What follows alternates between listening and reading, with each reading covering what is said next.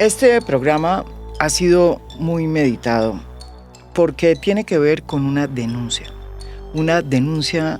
de acoso sexual por parte de tres periodistas que estuvieron trabajando durante algún tiempo, unos más que otras, en la productora de televisión RPTV, de propiedad de Rafael Poveda, un muy reconocido periodista, director de varios medios de comunicación, productor y reportero que trabajó en los más importantes medios de Colombia.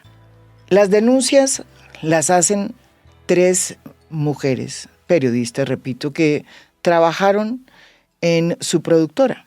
Ellas nos han pedido que protejamos su identidad y así lo vamos a hacer. Las denuncias que ellas hacen las hemos verificado una a una y en aras de entender qué es lo que le pasa a una víctima de acoso sexual, pues me parece que nosotros tenemos que respetar el deseo de estas víctimas, de dar un testimonio, pero de permanecer protegidas. Es cierto que varias denuncias que ya se han hecho contra este reconocido periodista, él mismo ha salido a desvirtuarlas y a decir que no son ciertas. Acá podrá tener también la posibilidad de desvirtuarlas, pero hemos considerado importante, primero, contar estas tres historias. Los tres testimonios que presentamos ya prescribieron. Entre otras porque en Colombia el delito de acoso sexual, que está regulado en el Código Penal, prescribe en un plazo de 5 años. No obstante, estas mujeres decidieron salir a hablar a raíz de lo que sucedió con Sofía Vela. Sofía Vela fue una mujer que decidió denunciar ante la Fiscalía por acoso sexual a Rafael Poveda. Y su testimonio salió en el espacio de Yo Te Creo Colega, un colectivo que ha sido integrado por importantes periodistas como Mónica Rodríguez, Paula Bolívar, Laura Palomino y Juanita Gómez. Y aunque en la manera como se denunció hay quienes dicen que se cometieron errores periodísticos, la verdad es que la manera como las redes se han ensañado con nuestras colegas demuestran todavía lo lejos que estamos de entender qué pasa con el tema del acoso sexual y las mujeres que lo denuncian. Y lo que queremos en este programa es volver otra vez a la historia y darle voz a estas mujeres que decidieron hablar. Así ya su caso hubiera prescrito. Nuestro primer testimonio es el de una periodista que entró en el 2009 como practicante a trabajar en la productora de Rafael Poveda. Escuchémoslo. Yo entro a hacer prácticas con él en el 2009, tenía 21 años. Entré porque él conoce a mi papá. Y cuando ingreso a la productora, hago pues directamente las prácticas, empiezo a trabajar mucho en un programa de testigo directo, y en este programa de testigo directo pues empiezo a hacer todo lo que es la parte documental, de transcribir una de las entrevistas que era de alias Karina. En una de esas me llama Rafael. Muchas veces yo subí a la oficina que queda ubicada en el 3er piso y no pasaba absolutamente nada, pero esta ocasión fue totalmente diferente. ¿Por qué razón? Porque él me llama, empezamos a hablar sobre lo que estaba sucediendo en la transcripción que estábamos haciendo. Rafael estaba en el escritorio, yo estaba de pie de frente de él en el 3er piso y él se para con su mano derecha, él me abraza, me deja inmóvil la cara, me empieza a ahogar, sí, pero me deja inmóvil para que yo no me pueda, o sea, no me podía mover directamente, y me lanza un beso. Y mientras me estaba tratando de besar, empieza a tocar mis partes pues íntimas, mis senos, mi cola. En ese momento yo lo empujo, él me dice déjese, antes de yo empujarlo me dice déjese, tranquila. Y lo que yo hago es empujarlo y le digo a mí no me toque, respéteme, si no quiere que grite, y que su esposa Sandra me escuche porque ella estaba dentro de la oficina en el segundo piso en la parte de recursos humanos. Eso sucede con él. En ese momento bajo, le digo a Sandra, usted está casada con un asqueroso. Fueron mis palabras. ¿Ella qué respondió? Nada, ella quedó inmóvil. Lo único que hizo fue abrir los ojos. O sea, sorprendida de lo que le estaba diciendo, paso mi renuncia y me voy de las prácticas con un miedo total. Eso pasó en el 2009. Sí. Y usted, como sucede en muchos casos, porque nos ha sucedido a muchas, pues en esa época denunciar esos casos era prácticamente imposible, ¿no es verdad? Sí. ¿Por qué lo haces ahora? Primero, porque me parece indigno como él salió al limpiarse las manos y salir a decir que es un excelente periodista de tantos años de carrera. Y detrás de esa carrera hay muchas víctimas, muchas personas que pasó como yo con un acoso sexual, un abuso sexual por parte de él. Y creo que se haga justicia. En el momento no se pudo, pero es momento en que él se haga justicia, que directamente se responsabilice por todas las víctimas, porque él minimizaba a las personas, porque pues era el gran periodista. Cuando tú le presentaste la renuncia, ¿él se molestó? Sí, él cuando yo ya le digo que no, que me dije quieta, él me empezó a decir, tú no eres una periodista, tú no vas a llegar lejos, tú no sirves para esto. Me dio el nombre de una periodista con el que él trabajaba y le digo, no me importa, porque la idea de él era que uno tenía que tener relaciones sexuales con él para que él le diera puestos en diferentes canales y lo pudiera posicionar a uno como una buena periodista.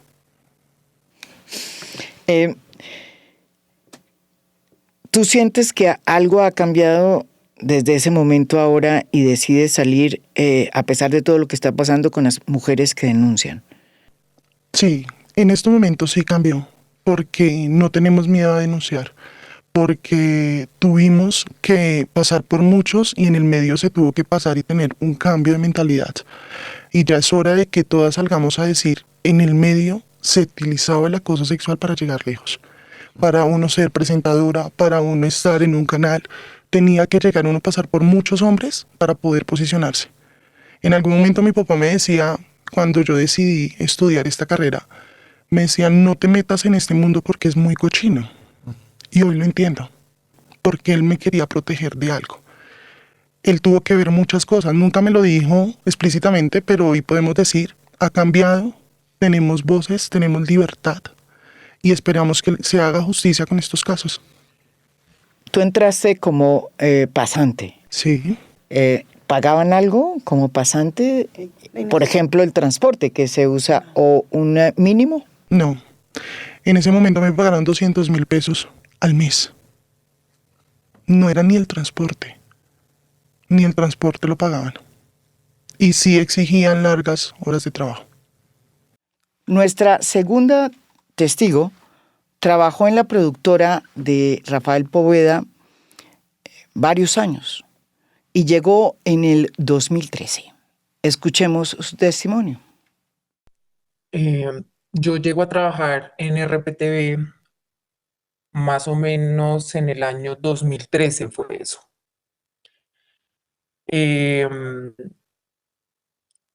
Comienzo a trabajar en un área en la que no lidera él, en la que él no tiene, digamos que mucha decisión sobre esa área ni el trabajo que se realiza en esa área. En esa área estaba a cargo otra persona de esa área. Yo comienzo a trabajar allí y en repetidas ocasiones él me llamaba a su oficina, que es una especie como de altillo.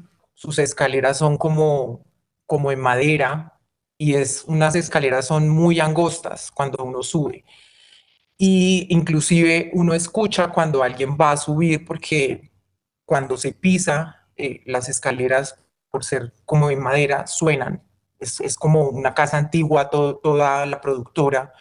Entonces, pues digamos que es un lugar, una oficina muy particular. Eh, Él me llamaba en repetidas ocasiones para preguntarme cómo estaba, para hablar de la vida supuestamente. Conmigo siempre, pues al parecer era muy cordial, pues al parecer no, era muy Sí. cordial, era muy respetuoso, muy buena gente, pero en un momento esas llamadas a su oficina comenzaron a tornarse un poco íntimas, como con temas más personales y más íntimos. Wow. Mm, ¿Qué te un decía? día, ¿Qué te un decían? día, un día yo, pues, uno de los tantos días, por ejemplo, me comenzaba a decir que cómo estaba, que cómo había estado mi día, que cómo iba al trabajo, pero de un momento a otro ya comenzaba a hablarme de mi novio, que si seguía con mi novio, que por qué no terminaba con él, que era lo que me gustaba de mi novio, ya temas mucho más personales que pues yo dije, en el momento pensé como, bueno, de pronto está interesado en saber un poco más de mí, de mi vida personal y demás, pero rápidamente también entonces él iba entrando en ese personaje como coqueto, seductor, eh, y se paraba de su silla, eh, y se comenzaba a acercar a mí, me comenzaba a decir que qué bonitos ojos tenía, qué bonita boca, que si me podía dar un beso, a lo que yo pues le respondía que no, que cómo se le ocurría, que él estaba casado, que yo tenía novia, que igual no me interesaba, que yo pues estaba ahí era para trabajar y no para nada más, que pues yo no tenía ningún tipo de interés más allá de lo laboral. Entonces me decía que no fuera tímida. Me acuerdo que él nos decía mucho nenita, hola nena, hola nenita, ¿cómo estás? Wow. Eh, ¿Cómo sigues con tu novio? Nenita, nenita, qué ojos lindos tienes, qué linda boca tienes, ¿te puedo dar un beso? No. ¿De una? ¿Te, No. te puedo dar un beso así? ¿De decía? Él comenzaba hablándonos, o a mí comenzaba hablándome, a preguntarme cosas de la vida normal, pero después muy rápidamente se tornaba la conversación así más íntima y cambiaba como todo el sentido de la conversación. Cuando yo le dije que no lo del beso, entonces él seguía insistiendo que por lo menos un esquinero, a lo que yo también volvía y le respondía que no me interesaba, que no le iba a dar un beso. Me decía entonces un pico en la punta de la nariz, confía en mí, decía. Y yo, pues es que ya uno en ese punto, uno queda como congelado muchas veces sin saber qué hacer, qué responder, empiezan los nervios. ¿Será que, no sé, que voy, cuento lo que está pasando o qué hago? En ese momento, pues a uno, Pregunto, ¿no había nadie en RPTV con en donde pudieras haber hecho una denuncia? Por ejemplo, como sucedió en Caracol. Sí. era muy difícil o es muy difícil porque la empresa es de él.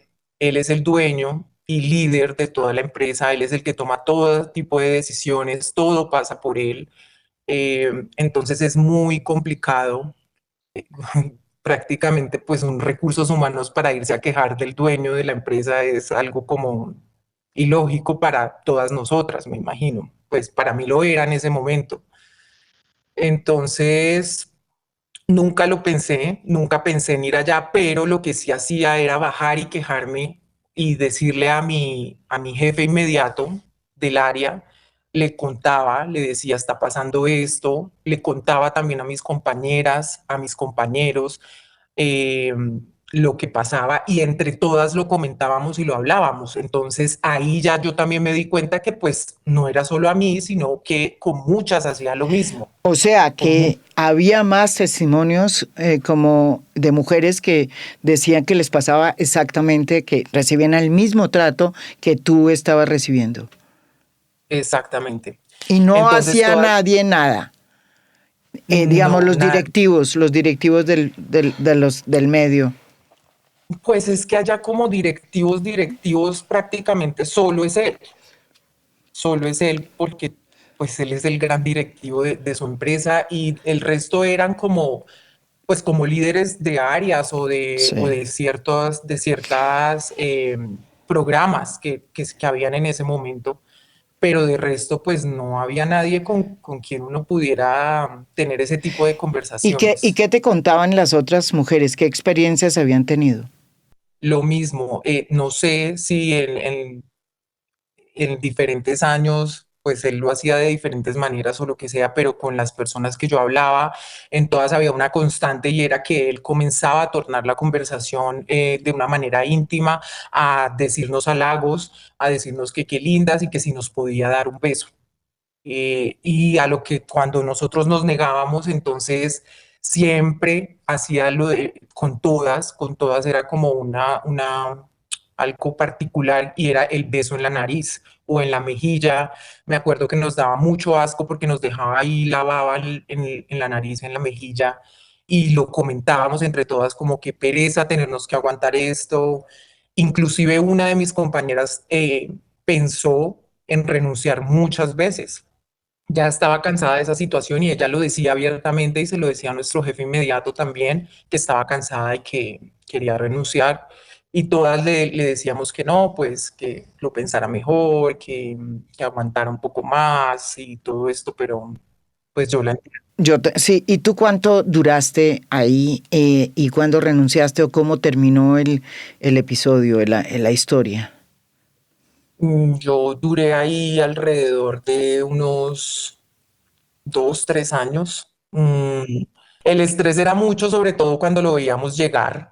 Era normal que todas saliéramos corriendo a escondernos en los cubículos donde editábamos con los editores y les decíamos a ellos como, venga, abra rápido el computador y hagamos que estamos aquí solucionando algo o haciendo algo para que si él entra no nos vea desocupadas y nos llame a la oficina a ese tipo de situaciones que eran súper incómodas. Entonces también no era solo entre las mujeres que lo comentábamos, sino entre los hombres editores, la mayoría eran hombres, ellos también sabían y notaban nuestra incomodidad con un simple encuentro casual con él.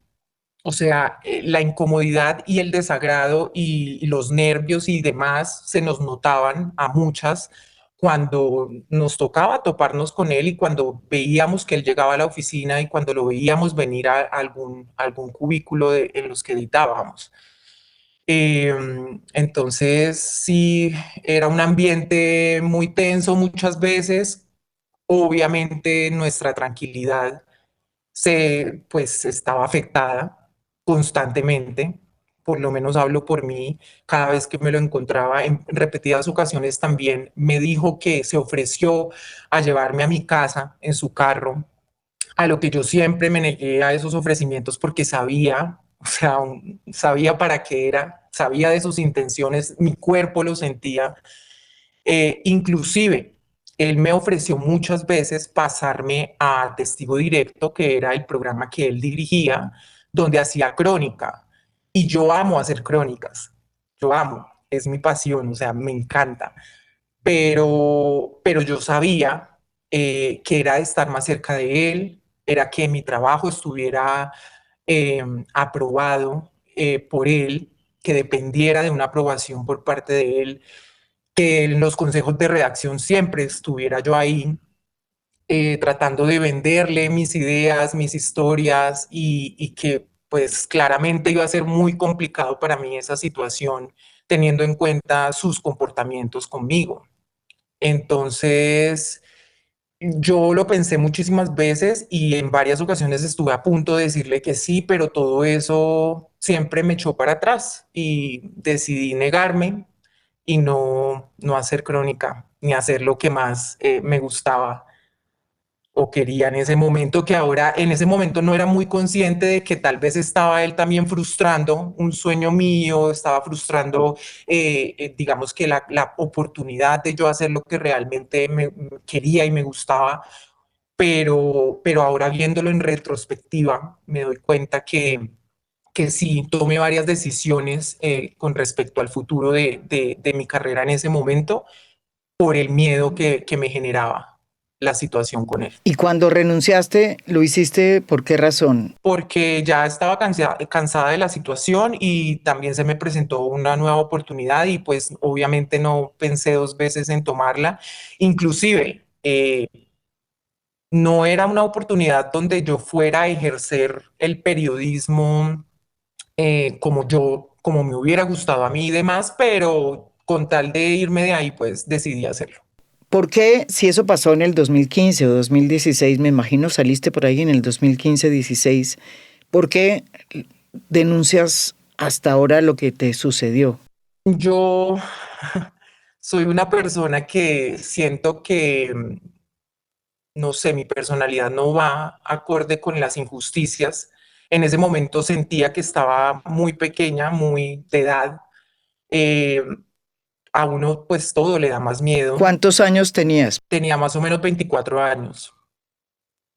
Entonces, pues todo es más complicado a esa edad cuando además tú sientes que vas a dedicarte al periodismo para toda la vida, que eso es lo que realmente quieres, te apasiona y entonces ves todas como esas aristas en el camino de denunciar, ¿no? Además que tampoco veía la intención de mis compañeras ni de nadie de hacerlo, entonces uno realmente se siente muy solo, muy... Es complicado.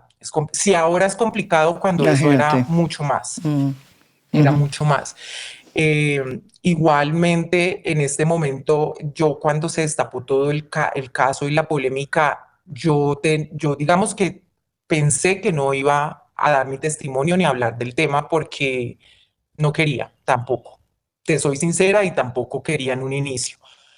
Pero pasó algo que fue lo que a mí me detonó el querer hablar y es que me llamaron de allá, de RPTV, a decirme que Rafael estaba muy mal, que él estaba destrozado y y que necesitaba el apoyo de todos nosotros los que habíamos trabajado allá en este momento. Lo peor es que la persona que me llamó a mí, él tenía el pleno conocimiento o tiene el pleno conocimiento de esas situaciones y del actuar de Poveda.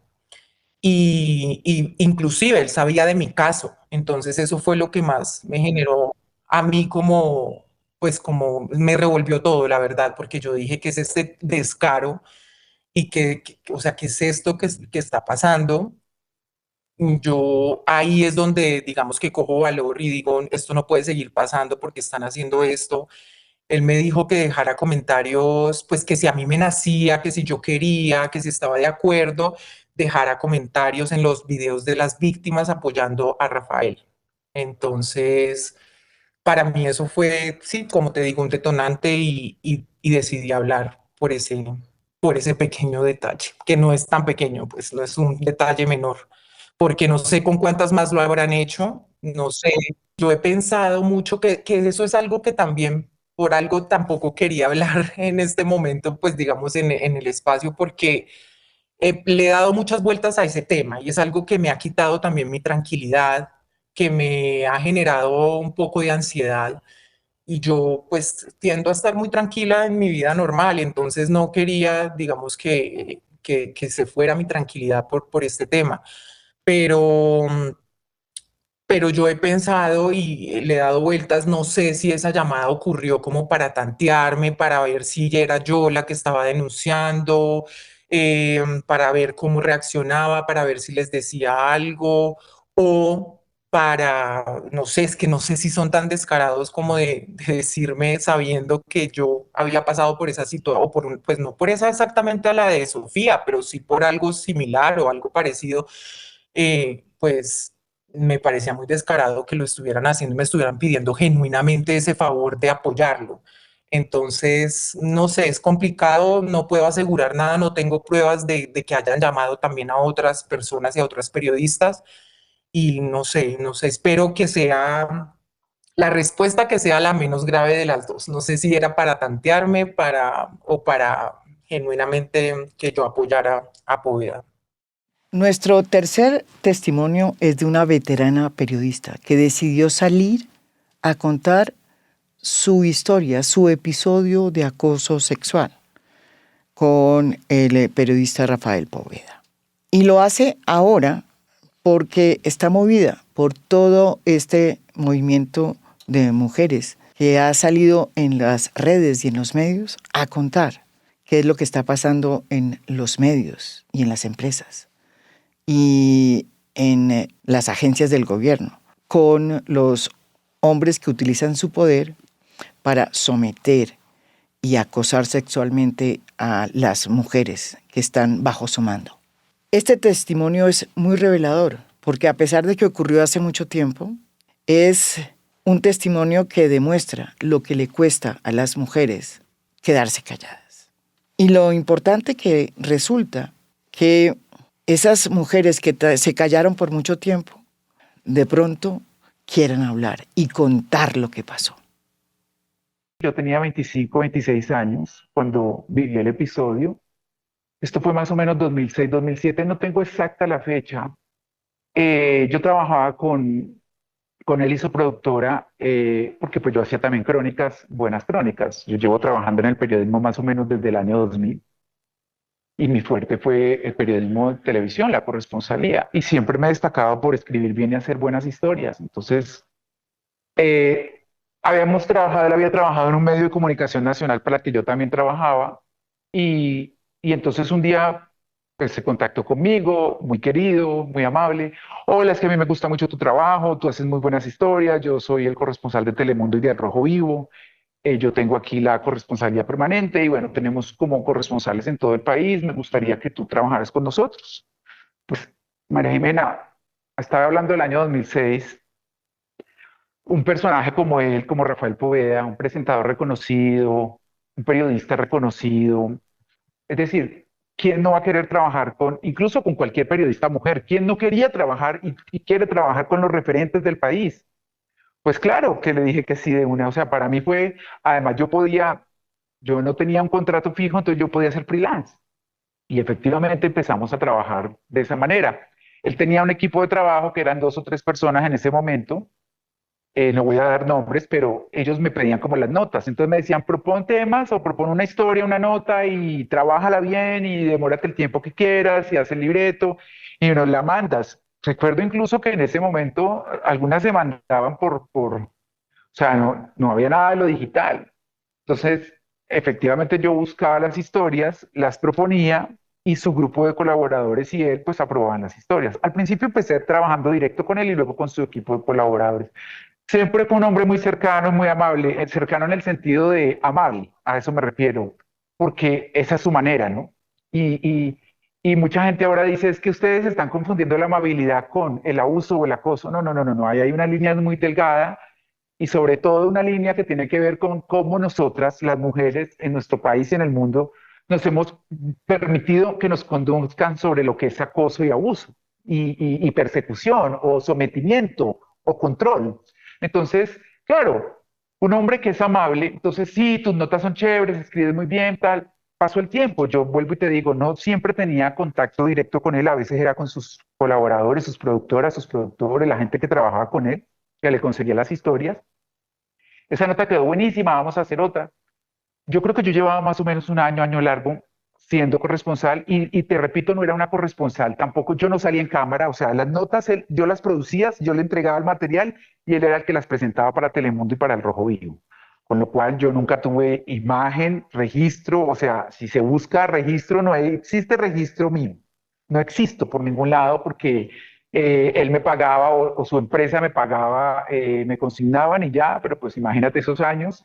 Y pues a mí tampoco me interesaba, pues porque yo lo que hacía era la producción del material en video y ellos allá editaban, revisaban todo, armaban el libreto, o sea, yo simplemente hacía como las veces de una productora, identificaba historias, las proponía, hacía todo el proceso de grabación y ellos eran los que hacían el resto.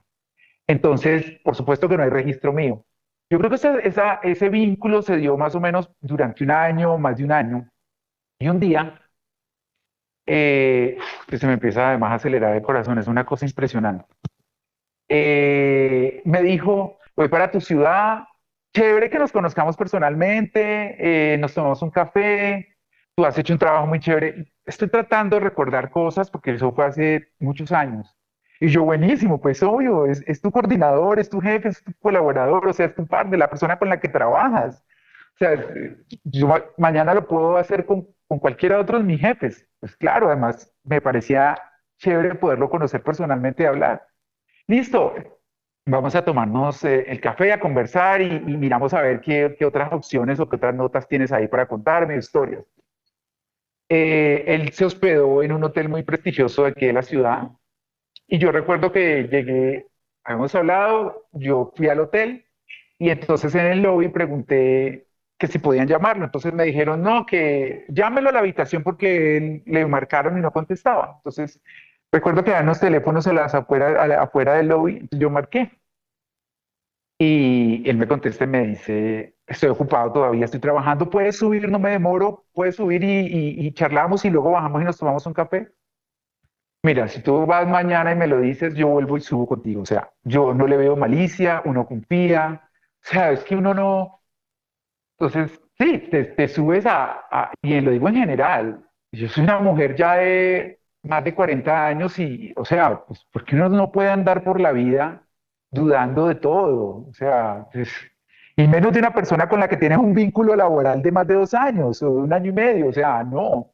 Entonces yo subo a la habitación y pues claro, ahí me doy cuenta, es un tipo altísimo, grueso, hace 20 años más o menos. Me saluda, hola, ¿cómo estás? ¿Qué tal? Ay, qué chévere, eres más bajita o más guapa que de lo que te ves en persona. Recuerdo que la conversación habrá durado 2, 3 minutos y él se lanzó me dio un beso en la mejilla y luego se lanzó a besarme de inmediato. Es que fue todo me dijo, ya termino aquí algo, pero ven, sienta, pásate y ponte cómoda y se me lanzó y de inmediato me lanzó a la cama. O sea, de sorpresa,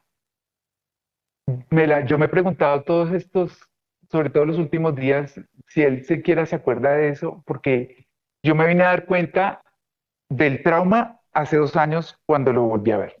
Habían pasado ya 18 años, pero bueno, él me Pero ¿qué lanza a la pasó cama ahí? ¿Qué pasó? y yo empiezo a patalear, o sea, a patalear y a mover los brazos, a decirle, no, no, a voltear la cara porque me quería besar, no, espera, deja un besito nomás, no, y yo pataleo, pataleo, le digo, no, no, me muevo para un lado, para el otro, empiezo a darle como puños y, y a gritar, y yo no sé, yo sí creo, soy muy creyente, yo creo que fue como algo mínimo que lo hizo reaccionar y se levantó, y a lo que él se levanta, yo me levanto y me voy.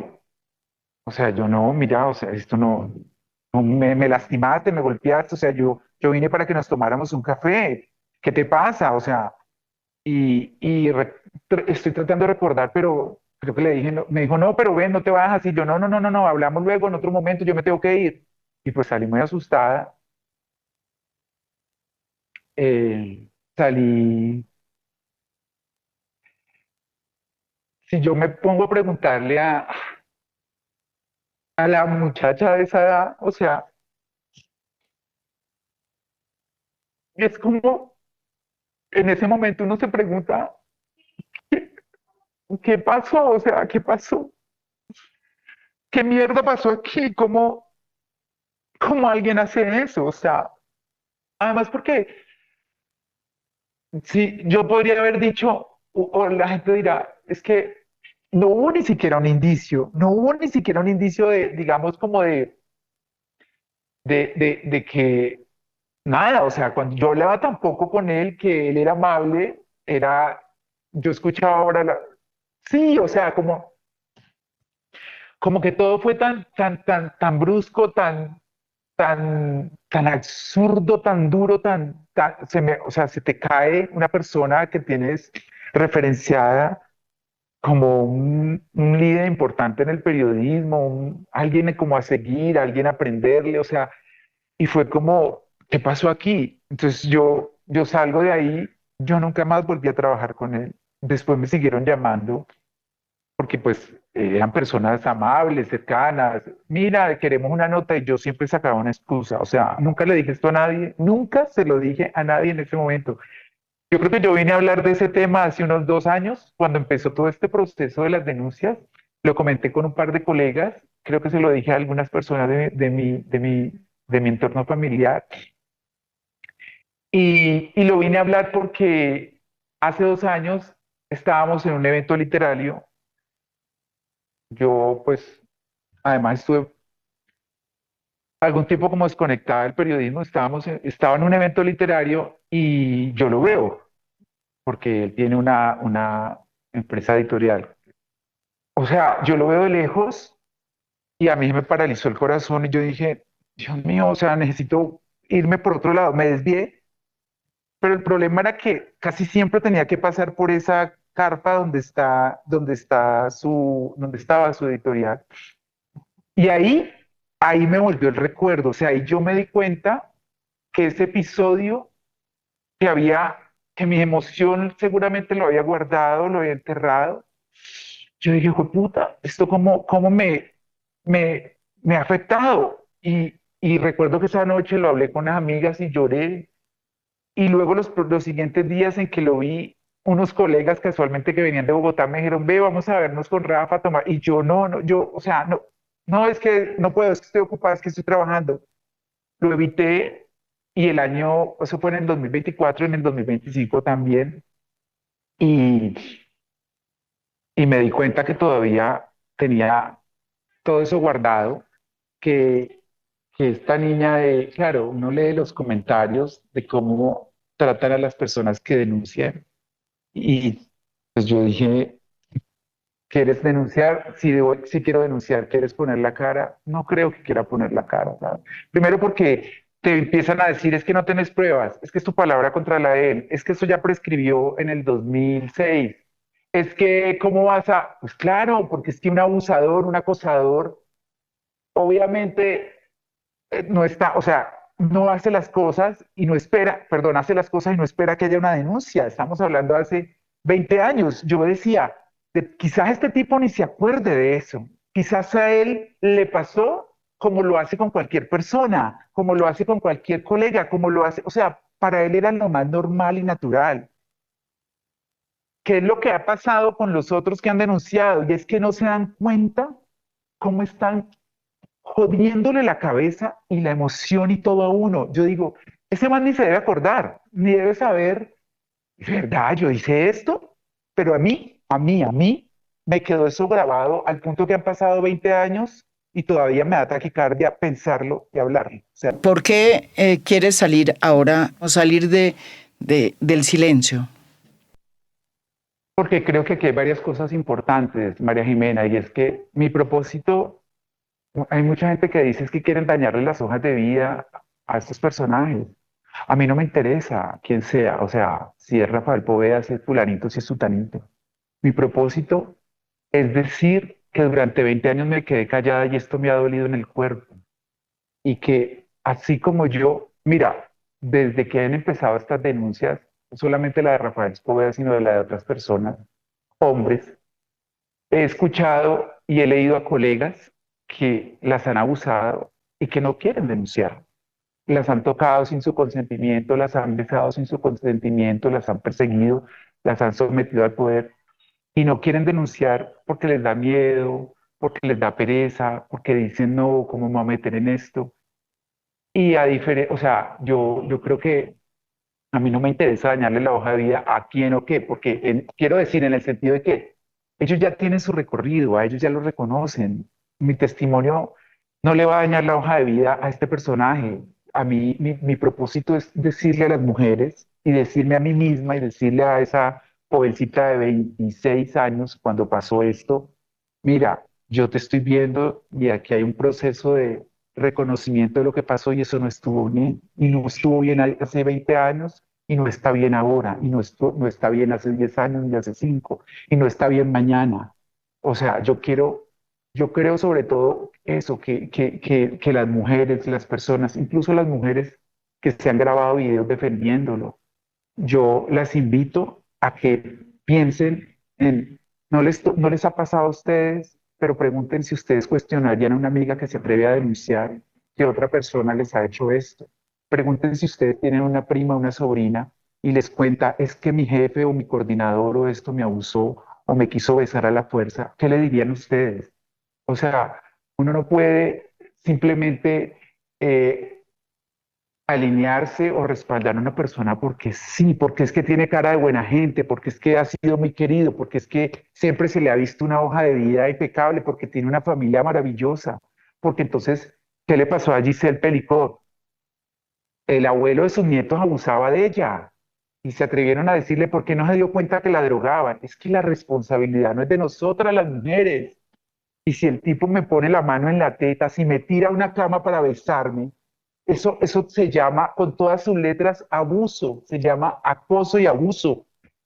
Y incluso, María Jimena, incluso, esto me ha llamado la atención para leer lo que dice la Corte sobre esto. Y es que yo puedo estar con un tipo, y esto también lo sabes tú y seguramente las otras colegas, y puedo haberme ido a un hotel o estar en mi casa con un tipo y estar a punto de acostarme con el tipo, y si yo le digo no, es no. Pero además, si yo le digo no, o no le digo que no y tengo miedo y no soy tan contundente al decirle que no, no puede abusar de mí porque eso es abuso. O sea, hay distintas formas, no solo pasa por no decir no, hay muchas maneras de identificar el consentimiento y yo creo que esa es la confusión, por eso hablaba al principio de la importancia de la educación sobre lo que es consensuado o no, consentimiento o no, abuso o no, o sea, y creo que mi principal propósito, si mañana me sale otro Rafael Poveda, lo digo, o sea, si mañana, porque es un tema, no es contra él. Por supuesto que es el personaje que me agredió y me acosó esa vez, es él, pero no es contra él, es contra los hombres que llevan haciendo esto de manera sistemática y por décadas, es contra los hombres que todavía creen que pueden seguir haciéndolo porque, ay, tan delicada, no, es para hacerle caer en cuenta a las mujeres que respaldan este tipo de comportamientos, que eso no es, vuelven a Sofía una victimaria cuando es realmente la víctima, a la otra periodista que denunció, o sea, termina. Entonces, ¿qué me van a decir a mí? Yo entro, ¿quién la mandó a subir a la habitación? ¿En serio? O sea, no puedo estar yo en un espacio cerrado con un hombre porque entonces, ¿qué debo hacer como mujer, como persona? No puedo estar en un espacio cerrado porque entonces siempre van a haber pues, potenciales abusadores o violadores. Entonces, mi llamado es sobre todo para eso, María Jimena. Y si mañana tengo que volverlo a denunciar, lo denuncio. Y si mañana se me aparece otro, en ese momento tuve miedo. Y todavía tengo miedo. Y lo reconozco porque si no daría la cara. Y tengo miedo, y me angustia, y me duele, y me da dolor además por tantas mujeres que están calladas, por tantas. Más allá de estas denuncias que, repito, nos deberían hacer reflexionar sobre lo que pasa en muchos centros periodísticos, yo creo que hay una lección de todo esto. Y es que en los medios de comunicación y en las agencias de comunicación siempre debería haber una instancia, precisamente, a la que puedan acudir las mujeres que son acosadas y también abusadas sexualmente. Porque claro, en medio de estas circunstancias vivimos en una sociedad patriarcal y que se refleja cuando se trata de ir a denunciar este tipo de delitos, porque eso es un delito, en las organizaciones de medios. Mucho más cuando es el dueño el que presuntamente está implicado. Sin embargo, yo creo que Caracol Televisión nos dio una lección de cómo se pueden hacer bien las cosas. Ellos, a raíz de las denuncias de acoso sexual contra dos periodistas muy importantes, decidieron crear un comité independiente que lideró Catalina Botero, una mujer que ha conocido mucho sobre cómo es que funciona la libertad de expresión. Y llegó a una conclusión, que hay que crear precisamente unos conductos en estas empresas para que las mujeres puedan ir a denunciar y de pronto no tengan que tener que ir a la fiscalía y someterse al escarnio público que significa volver este asunto un asunto público. Hemos visto lo que le pasa a las mujeres que hacen eso. Es más, muchas de esas han decidido no ir a los estrados judiciales, sino que prefieren que el medio tome cartas en el asunto y castigue a los acosadores sexuales, como ocurrió en Caracol, cuando se tomó la decisión de sacar de ese medio a 2 importantes periodistas, acusados precisamente de acoso sexual.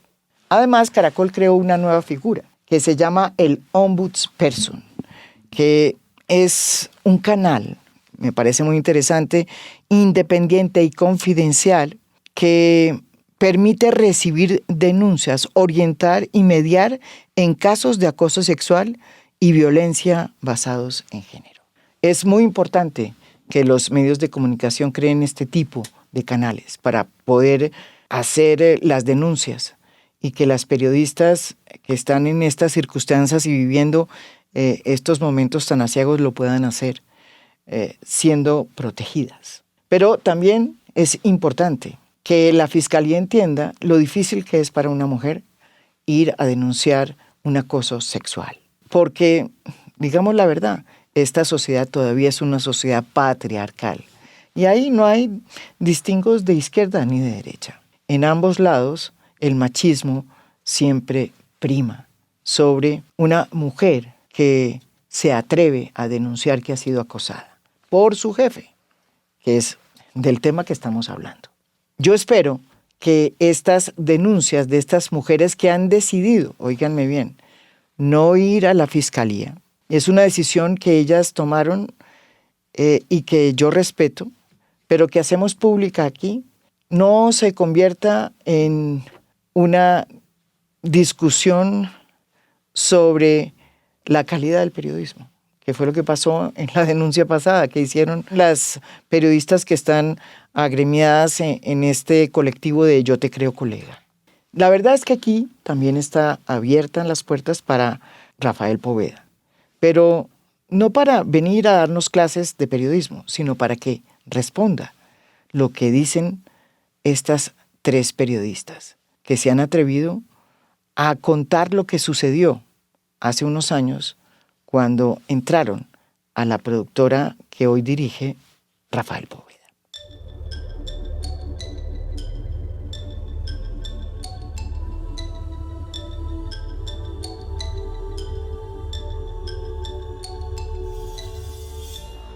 A Fondo es un podcast producido por Mafialand. Producción general, Beatriz Acevedo.